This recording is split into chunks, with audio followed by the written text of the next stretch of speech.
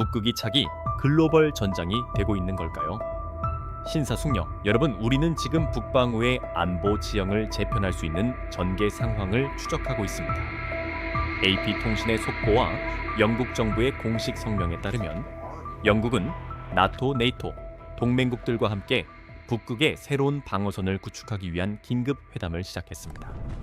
이러한 움직임은 런던 당국이 극지방에서 러시아와 중국의 군사활동이 놀라울 정도로 증가하고 있다고 묘사한 것에 대한 직접적인 대응입니다. 하이디 알렉산더 영국 교통부 장관은 영국이 북부 전선을 보호하기 위해 이 이니셔티브를 주도하고 있음을 공식 확인했습니다. 그녀는 솔직한 성명을 통해 해빙은 단순한 환경 위기가 아니라 안보 위협이며 적대 세력이 독점하고자 하는 새로운 해상 항로를 열어주고 있다고 경고했습니다. 상황은 급박하게 돌아가고 있습니다. 로이터 통신이 인용한 위성 이미지와 정보 보고서에 따르면 러시아는 북방 함대를 강화하고 있을 뿐만 아니라 이제는 중국 선박들도 합류하여 최북단 예하이노스의 해역을 시험하고 있습니다. 군사 관측통들에게 전략적 우려는 명백합니다. 이것은 미래의 자원권과 무역로를 장악하기 위한 모스크바와 베이징의 잠재적인 협공작전을 의미합니다. 왜 영국은 지금 방어용 불의 고리, 링 오브 파이어를 요구하는 것일까요? 레이더에는 구체적으로 어떤 위협이 포착되었으며 나토는 러시아의 핵추진 쇠빙선 함대와 맞설 준비가 정말 되어 있을까요? 이 얼어붙은 분쟁의 기술적 재원과 지정학적 현실을 심층 분석하는 동안 채널을 고정해 주십시오. 왜 영국과 나토가 새로운 북극 불의 고리를 위해 긴급히 결집하고 있는지 완전히 이해하려면 정치적 수사를 걷어내고 군사 장비의 냉혹한 현실을 직시해야 합니다. 북극은 더 이상 기후변화 연구 사례가 아닙니다. 이곳은 현재 힘의 균형이 러시아 연방 쪽으로 크게 기울어 있는 비대칭 전쟁터로 변모했습니다. 극지 전쟁에서 가장 중요한 지표는 항공모함이나 탱크의 수가 아니라 얼어붙은 바다를 뚫고 이동할 수 있는 능력입니다. 이것은 쇠빙 능력으로 정의됩니다. 미 해군 연구소 뉴스 USNI 뉴스와 의회 조사국 CRS의 데이터에 따르면 서방 동맹과 러시아 간의 격차는 단순한 차이가 아니라 좁힐 수 없는 간극에 가깝습니다. 러시아는 명실상부한 북극의 거인입니다. 그들은 세계에서 유일하게 핵 추진 쇠빙선 함대를 보유하고 있습니다. 디젤 추진 선박은 연료 용량과 엔진 출력에 제한이 있는 반면 핵 쇠빙선은 사실상 무제한의 항속거리와 다년생 얼음층을 부수기 위해 필요한 막대한 토크를 가지고 있습니다.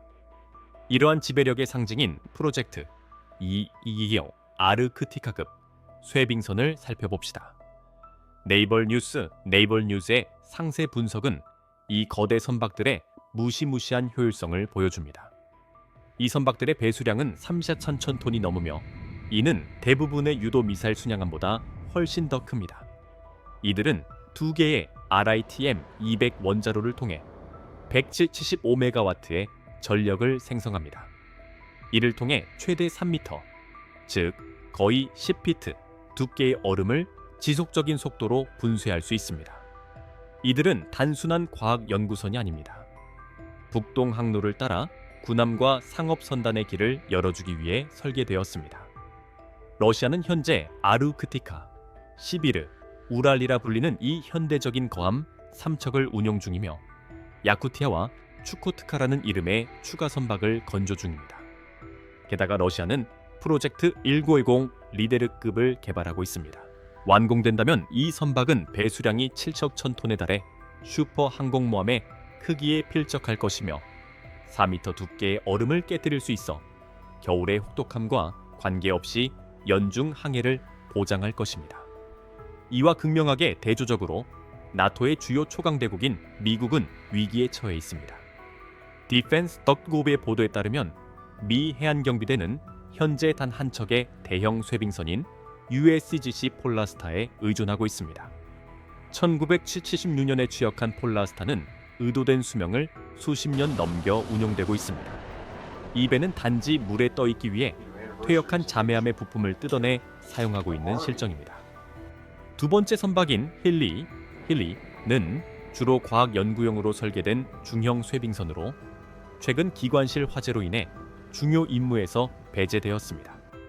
새로운 극지 보안 커터 Polar Security Cutter 프로그램은 예정보다 수년이 지체되었고 예산은 수십억 달러를 초과하여 위험한 취약성에 창을 남겨두고 있습니다. 영국이 제안하는 불의 고리는 본질적으로 러시아의 요새 방어 Martian Defense 개념에 대한 대응책입니다. 콜라 반도에 기지를 둔 북방 함대는 러시아 해군의 보석과도 같습니다. 전략국제문제연구소 CSIS의 정보평가에 따르면 콜라 반도는 지구상에서 핵무기가 가장 밀집된 곳입니다. 이곳은 탄도미사일 잠수함, 구체적으로 보레이급과 보레이 A급의 본거지입니다. 이 잠수함들은 러시아의 제2격, 보복, 핵 능력의 중추입니다. 이들을 보호하기 위해 러시아는 반접근 지역 거부 A2AD 버블을 구축했습니다. 이 지역은 알렉산드라 랜드의 나구르스코의 공군 기지와 같은 개보수된 소련 시대 기지에 배치된 S-400 트리움프 두 장거리 지대공 미사일 시스템으로 뒤덮여 있습니다. 새 IP 클로버 모양의 이 기지는 믹-31 요격기와 Tu-95 전략 폭격기를 1년 내내 수용할 수 있습니다. 해안 방어를 위해 K-300P 바스티언 P 이동식 시스템을 배치함으로써 러시아는 P-800 오닉스 초음속 순항 미사일로 바렌츠호 해와 노르웨이의 깊숙한 곳의 적함을 타격할 수 있습니다. 이 요새 전략은 나토의 수상 함대가 바렌츠해로 진입하여 러시아 핵 잠수함을 위협하지 못하도록 설계되었습니다. 수상을 통제함으로써 러시아는 핵 억지력의 생존을 보장합니다. 러시아가 무력을 제공한다면 중국은 장기적인 전략적 의도를 제공합니다.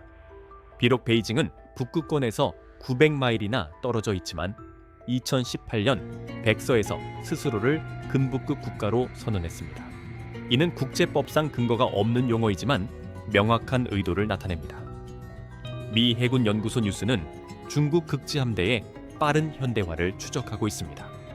그 중심에는 쉐룽 2호, 설룡 2호가 있습니다.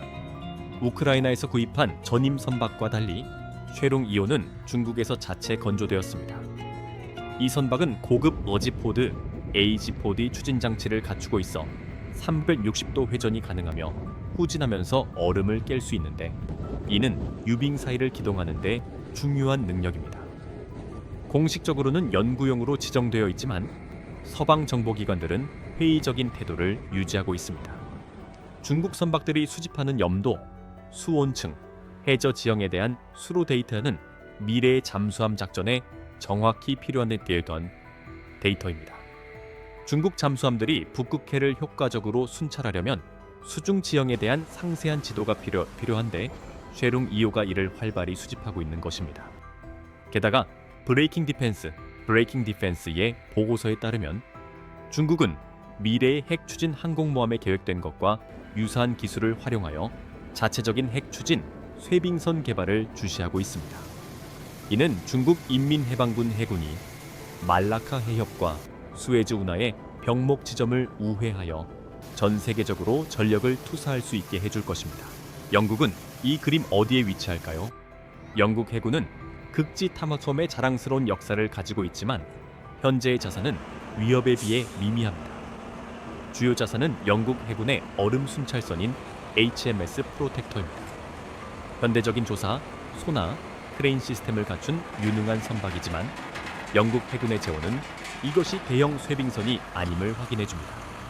이 배는 여름철에 발견되는 상대적으로 얇은 얼음인 1년생 얼음을 위해 설계되었습니다. 러시아의 핵 추진 선박들이 자유롭게 활동하는 한겨울의 두꺼운 유빙 속에서 고강도 해군 기동을 수행할 수 있는 강화된 선체와 강력한 힘이 부족합니다. 그러나 영국은 다른 종류의 힘, 구체적으로 빙하하 언더 아이스 전 능력을 제공합니다. 어스투드급 핵 공격 잠수함은 세계에서 가장 조용하고 치명적인 잠수함 중 하나입니다.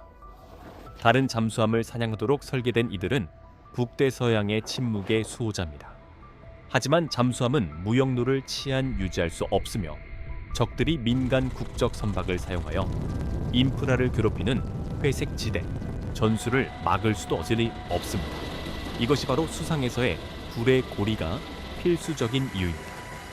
최근 핀란드와 스웨덴의 동맹 가입은 계산을 상당히 변화시킵니다. 이 국가들은 고도로 특화된 능력을 가져옵니다. 핀란드는 전 세계 쇄빙선의 대다수를 설계하고 건조합니다. 그들의 함대는 비록 디젤 동력이지만 최첨단이며 평생을 혹한의 환경에서 살아온 선원들이 운용합니다. 스웨덴은 발트해의 얕은 수역 작전 전문가인 고틀란드급 잠수함을 보유하고 있으며 이는 북극의 연안지대로 잘 전환됩니다. 마지막으로 우리는 보이지 않는 인프라를 다루어야 합니다. 북극 해전은 중요한 광섬유 케이블과 에너지 파이프라인으로 얽혀 있습니다. 2022년 노르트 스트림 파이프라인 사보타주와 최근 발틱 커넥터 파이프라인의 손상은 이 인프라의 취약성을 부각했습니다. 국위로 알려진 러시아 심해 연구 총국은 얀타르호와 같은 특수 스파이 잠수함 및 수상함 함대를 운영합니다. 이 배들은 케이블을 도청하거나 절단하기 위해 극한의 깊이까지 잠수할 수 있는 미니 잠수함을 갖추고 있습니다. 불의 고리는 단순히 수면 위의 배를 막는 것이 아닙니다. 이것은 북미와 유럽 간의 중요한 통신이 절단되기 전에 이러한 비밀 작전을 탐지하기 위해 소나 부표, 해저 센서, 위성 감시를 사용하는 센서 네트워크를 구축하는 것입니다. 요약하자면 이 분쟁의 배경은 막대한 하드웨어 불균형으로 정의됩니다. 러시아는 표면을 통제할 쇄빙선과 접근을 거부할 미사일을 가지고 있습니다. 중국은 도달 범위를 확장할 자본과 이중 용도 선단을 가지고 있습니다. 이 이니셔티브를 주도하는 영국이 이끄는 동맹은 얼음이 완전히 녹기 전에 방어선의 틈을 메우기 위해 북유럽 동맹국들의 특수 자산을 통합하려고 분주히 움직이고 있습니다. 최북단에 대한 통제권이 미래의 글로벌 무역과 에너지 안보에 대한 통제권을 좌우하기 때문에 전략적 판도는 이보다 더 높을 수 없습니다. 영국이 새로운 북극 안보 조약을 체결하겠다고 발표한 것은 우연히 일어난 일이 아닙니다. 그것은 지난 18개월 동안 전개된 긴장되고 위험한 확산 타임라인의 정점입니다. 현재 상황의 심각성을 이해하기 위해 우리는 나토가 시선을 최북단으로 돌릴 수밖에 없었던 일련의 사건들을 재구성해야 합니다. 1단계, 정보의 각성. 이 순서는 2024년 초 조용히 시작되었습니다. 영국과 노르웨이의 정보기관들은 러시아의 프란츠 요제프 랜드 제도에서 일련의 비정상적인 신호를 감청하기 시작했습니다. 로이터 통신이 인용하고 기밀 해제된 보고서에 따르면 위성 이미지는 러시아가 단순히 오래된 소련 기지를 개보수하는 것이 아니라 완전히 새롭고 강화된 인프라를 건설하고 있음을 확인했습니다. 나구르스코의 공군 기지의 활주로는 3,500m로 확장되었습니다. 이 특정 길이는 완전히 무장한 전략 폭격기와 대형 수송기의 이착륙을 가능하게 하기 때문에 중요합니다. 동시에 우크라이나 국방정보국은 서방 동맹국들과 중요한 데이터를 공유했는데 이는 러시아가 K300B 바스티온 P 해안 방어 시스템을 북극, 대륙붕의 가장자리로 이동시켰음을 나타냈습니다. 오닉스 초음속 미사일로 무장한 이 시스템들은 바렌츠해로 300km까지 뻗어 날아가는 거부 구역을 형성했습니다. 이것이 첫 번째 적색 경보였습니다. 러시아는 북극으로 가는 문을 걸어 잠그고 있었습니다. 2단계, 회색 지대 도발.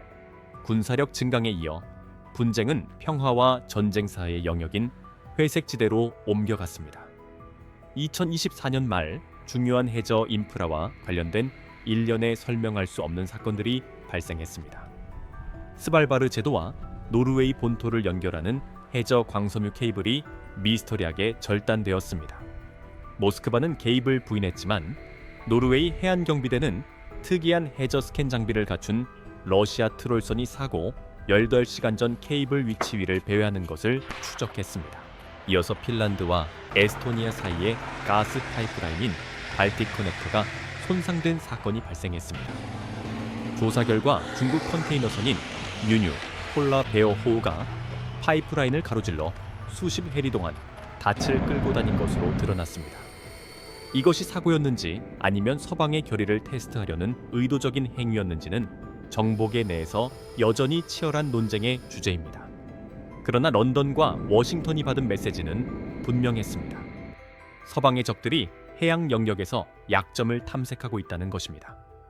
3단계 외교적 반격. 이러한 도발에 대응하여 영국은 외교적 주도권을 잡았습니다. 2025년 1월 영국은 합동 원정군 JJF 정상회의를 주최했습니다. 북유럽 10개국으로 구성된 이 연합은 거대한 나토 동맹보다 더 빠르게 반응하도록 설계되었습니다. 이 정상회의에서 영국 총리는 최북단이 유럽 안보를 위한 중요한 측면이라고 선언했습니다. 이는 하이디 알렉산더 교통부 장관이 주도하는 현재의 이니셔티브로 직접 이어졌습니다. 제안은 구체적입니다. 조율된 쇠빙선 함대의 창설입니다. 각 국가가 독립적으로 운영하는 대신 영국은 캐나다, 미국, 핀란드, 스웨덴의 자산이 상호 교환적으로 배치될 수 있는 공유 지휘 구조를 제안했습니다. 이는 지중해의 나토 상설 해군 병력과 유사하게 북극을 위한 상설 해군 병력을 효과적으로 창설하는 것입니다. 4단계 노르딕 리스폰스 훈련. 말은 곧 강철로 뒷받침되었습니다. 2025년 3월 동맹은 노르딕 리스폰스 훈련을 시작했습니다. 이것은 핀란드가 동맹의 정식 회원국으로 참여한 첫 번째 훈련이라는 점에서 역사적인 순간이었습니다. 13개국에서 온 2만 명 이상의 병력이 노르웨이와 핀란드 국경에 집결했습니다. 시나리오는 명확했습니다. 나르빅 항구와 북부 비행장을 점령하려는 침략군을 격퇴하는 것입니다. 영국은 해상 구성군을 이끌기 위해 항공모함 HMS 프린스 오브 웨일스를 배치했습니다. 사상 처음으로 영국 항공모함에서 이륙한 F-35B 라이트닝. II 스텔스 전투기들이 북극권 깊숙이 날아가 적의 레이더 시설에 대한 모의 타격을 수행했습니다. 미 해병대는 중추적인 역할을 했습니다. 그들은 제2해병사단을 배치하여 얼어붙은 툰드레 원격 기지를 설치했습니다. 원정 전방기지 작전 EABO 개념을 활용하여 해병대는 외딴 섬에 상륙하고 대함 미사일 포대를 설치하고 적 함정에 사격하고 적의 반격이 목표를 잡기 전에 재배치하는 능력을 시연했습니다. 이 훈련은 동맹이 영하의 기온에서도 싸워 이길 수 있음을 증명했습니다. 5단계 러시아와 중국의 반박. 모스크바는 격분하여 반응했습니다. 러시아 국방부는 공식 채널을 통해 북동 항로 근처에서 외국 해군의 존재가 증가하는 것은 침략 행위로 간주될 것이라고 경고하는 성명을 발표했습니다. 그들의 결의를 보여주기 위해 북방 함대는 노르딕 리스폰스 훈련이 끝난 지 며칠 만에 실사격 훈련을 실시했습니다. 러시아의 야센 M급 핵 추진 잠수함이 얼음 아래 잠수된 위치에서 칼리브르 순항 미사일을 성공적으로 시험 발사하며 원초적인 힘을 과시했습니다. 미사일은 얼음 뚜껑을 뚫고 나와 1000km 이상 떨어진 노바야 젬냐 시험장의 목표물을 타격했습니다. 이것은 유럽의 수도들에 보내는 직접적인 신호였습니다. 러시아는 잠수함이 수면으로 부상하지 않고도 대륙의 모든 도시를 타격할 수 있다는 것입니다. 중국도 움직임을 보였습니다. 2025년 여름 러시아와 중국 군함의 연합 함대가 알래스카 해안의 알류샨 열도 근처를 순찰하는 것이 목격되었습니다. 이 대형에는 중국의 고-55형 유도 미사일 구축함인 난창함이 포함되었습니다. 이것은 백별수계의 수직 발사 셀로 중무장한 세계에서 가장 강력한 수상 전투함 중 하나입니다. 이렇게 높은 가치를 지닌 중국 자산이 북쪽 멀리 존재하는 것은 판도를 바꾸는 일이었습니다. 그것은 베이징이 러시아에 북극 야망을 지원하기 위해 가장 진보된 하드웨어를 투입할 의지가 있음을 의미했습니다. 6단계 현재의 대치 상황. 이것이 우리를 오늘날로 이끌었습니다. 영국이 시작한 회담은 매일 발생하는 요격 상황을 배경으로 진행되고 있습니다. 영국 공군 타이푼 전투기들은 이제 스코틀랜드 북쪽 영공을 탐색하는 러시아 TUX-42 해상 초계기를 요격하기 위해 매주 출격하고 있습니다. 네이벌 뉴스 소식통은 러시아 수로 선박들이 북해에 상시 주둔하며 풍력 발전 단지와 인터넷 케이블 주변에 해저 지도를 작성하고 있다고 보고합니다. 영국과 동맹국들은 새로운 방어선의 물류를 확정하기 위해 경주하고 있습니다. 이 계획에는 그린란드, 아이슬란드, 영국 사이의 병목 지점에 대한 24시간 감시를 제공하기 위해 무인 수상함과 자율 수중 차량을 배치하는 것이 포함됩니다. 타임라인은 명확한 궤적을 보여줍니다. 원격 건설 프로젝트로 시작된 것이 직접적인 군사 대결로 발전했습니다. 북극은 더 이상 완충지대가 아닙니다. 활화산 같은 최전선입니다. 이 방어 벨트를 공식화하려는 영국의 결정은 북극이 글로벌 분쟁에서 면제되었던 예외주의의 시대가 공식적으로 끝났음을 인정하는 것입니다. 체스 말들은 움직이고 있으며 다음 수는 단순한 훈련이 아니라 얼음 위에서의 직접적인 충돌이 될 수도 있습니다. 북극 불의 고리의 전략적 무게를 완전히 이해하려면 우리는 선박의 움직임을 넘어 글로벌 전략이라는 거대한 체스판을 바라봐야 합니다. 우리는 이 대치 상황의 장기적인 영향을 분석하기 위해 전략국제문제연구소 CSIS와 국제전략문제연구소 IISS의 보고서를 참고했습니다. 전문가들은 하나의 소름 끼치는 결론에 동의합니다. 고위도 북극, 저강도 긴장, 하이 노스, 로우 텐션의 시대는 공식적으로 끝났다는 것입니다. 북극은 더 이상 과학적 협력의 선격이 아닙니다.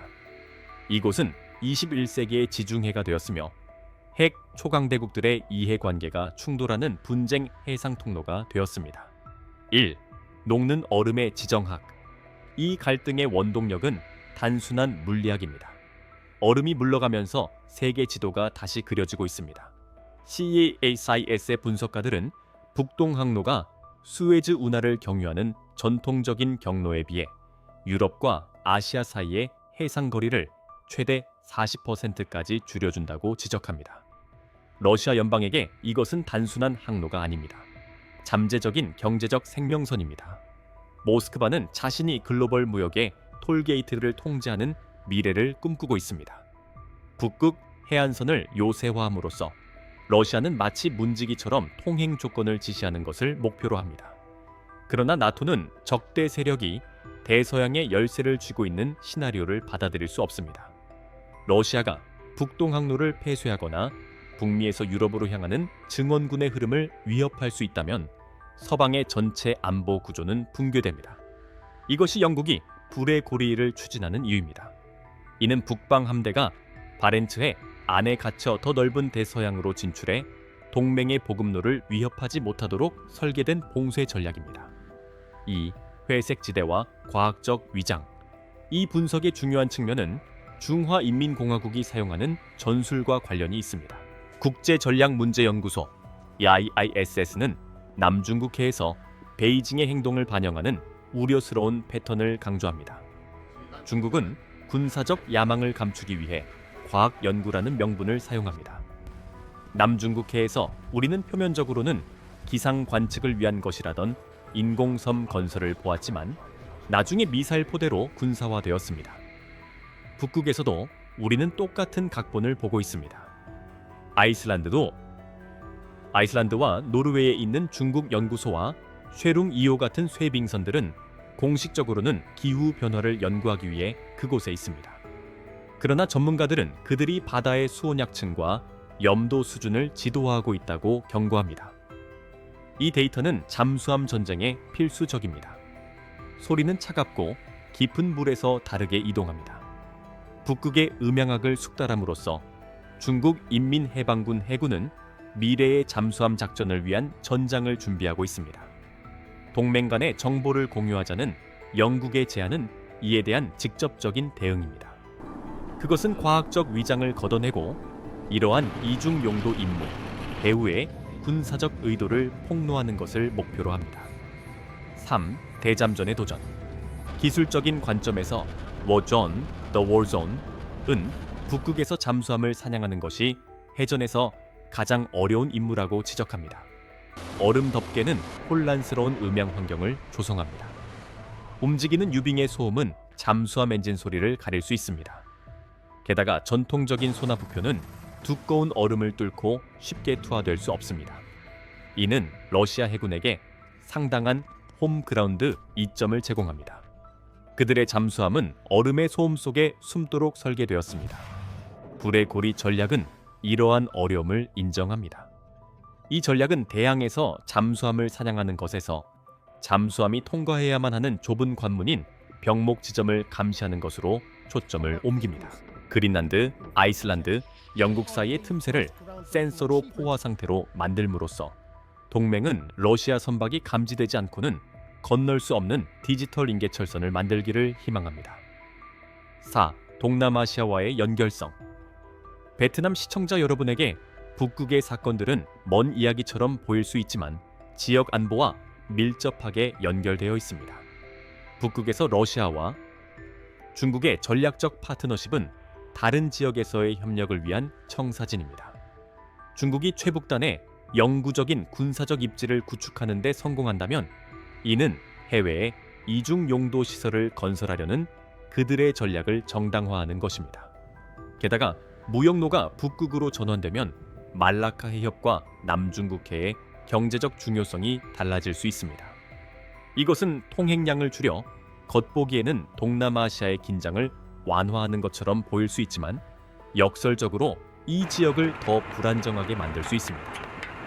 중국이 북극을 통한 북쪽 에너지 공급로가 안전하다고 느끼면 남쪽 해양 영역에서 더 공격적으로 행동할 자신감을 얻을 수 있습니다. 중국의 쇠빙선 함대 확장은 그들이 얼어붙은 극지방에서 태평양의 열대 해역까지 무력을 투사할 수 있는 글로벌 해양 강국이 되겠다는 의도를 보여주는 명확한 신호입니다. 5. 핵 차원. 마지막으로 우리는 무시할 수 없는 핵이라는 코끼리를 언급해야 합니다. 콜라 반도는 러시아 3대 핵 전력의 주요 기지입니다. 이 지역 근처에서 나토의 군사 활동이 증가하는 것은 모스크바에 의해 그들의 핵 억지력에 대한 실존적 위협으로 간주됩니다. 이것은 고전적인 안보 딜레마를 야기합니다. 영국과 동맹국들이 취하는 방어 조치들이 러시아에게는 공격적인 준비로 보입니다. 이것은 오판의 위험을 높입니다. 쇠빙선과 구축함의 충돌 또는 전투기 간의 근접 조우는 핵 자산이 근처에 있을 때 급격히 확대될 수 있습니다. 분석은 불의 고리가 필요한 방어 조치이긴 하지만 우발적인 전쟁을 방지하기 위해 정밀한 관리가 필요하다고 제안합니다. 북극에서 억제와 도발 사이의 경계는 얼음만큼이나 얇습니다. 신사숙녀, 여러분, 오늘 우리가 분석한 사건들은 냉혹한 현실을 확인시켜줍니다. 북극은 더 이상 얼어붙은 침묵의 변방지대가 아닙니다. 이곳은 글로벌 전략 경쟁의 중심 무대로 진화했습니다. 북극불에 고리를 구축하려는 영국의 이니셔티브는 나토가 최북단에서의 잠재적인 분쟁에 대비하고 있다는 가장 분명한 신호입니다. 우리는 극지방이 강대국 정치의 마찰로부터 면제된 곳으로 여겨졌던 예외주의 시대의 결정적인 종말을 목격하고 있습니다. 이 위험천만한 경주에서 서방 동맹은 현재 도전자 입장에 있으며 러시아 북방 함대의 확립된 지배력과 중화인민공화국의 솟구치는 야망에 맞서 격차를 좁히기 위해 질주하고 있습니다. 질문은 남습니다. 이 새로운 방어 벨트가 침략을 억제할 만큼 강력할 것인가? 아니면 누구도 감당할 수 없는 전쟁을 위한 인계철선 역할만 하게 될 것인가? 얼음이 계속 물러감에 따라 이 대결의 열기는 더욱 뜨거워질 것입니다. 모든 쇠빙선의 움직임과 모든 센서 부표의 배치는 이제 세계의 꼭대기에 걸친 게임에서 계산된 수가 되었습니다. 이곳 최진수 해군 브리핑에서 우리는 이러한 중요한 전개 상황에 대해 가장 정확하고 기술적이며 편향되지 않은 분석을 여러분께 전해드리기 위해 계속 노력할 것입니다. 우리는 선박을 추적하고 미사일을 분석하고 외교 성명의 행간을 읽어 여러분이 직접 하실 필요가 없도록 하겠습니다. 이 보고서가 유익했다면 좋아요를 누르고 채널을 구독하여 저희 작업을 지원해 주십시오. 글로벌 해군력의 변화하는 흐름에 대한 최신 소식을 받으려면 알림벨을 누르는 것을 잊지 마십시오. 시청해 주셔서 감사합니다. 다음 브리핑에서 뵙겠습니다.